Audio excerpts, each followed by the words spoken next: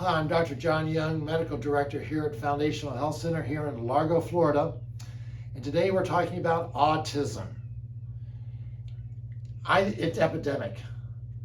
I see people from all over the world because autism there's different grades of it, but it just is very hard on the family, the parents I'm dealing with. It is time consuming. The whole family ends up revolving around that child that has that diagnosis. And there's a lot of treatments out there. For a while, back in the 90s, it was early 2000s, it was, some type of lead poisoning or whatever, so a lot of chelation. Then the nutrition wasn't right. We had to get the nutrition right and all kinds of things. But over the years, I don't see it really getting better. And our treatments are getting better, though, with the autistic patients that we're seeing, because we're doing some things that work biochemically in the autistic brain. In the autistic brain, we're seeing high levels of alpha-synuclein proteins. And these are the proteins that mess up that electrical circuitry in the brain. And that's what autism is. The electrical circuits are giving off a completely garbled message. So alpha-synuclein is highly involved, we're finding, in these autistic brains because it messes up the potassium channels that have to do with that brain electrical activity. So there's some interesting studies now, and I noticed it with my patients because we used to give them stem cells. And we gave them stem cells, and a lot of them got better.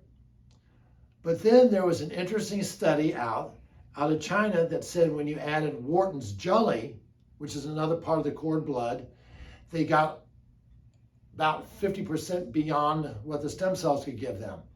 And sure enough, they got even better. And now we're finding that exosomes, which is another subset of the cord blood, when you give that to them, it seems to make them even better. And what's interesting about all three of those components is this. They all seem to work together to get rid of that protein, the alpha-synuclein protein. And that's spelled A-L-P-H-A, and synuclein is S-Y-N-U-C-L-E-I-N.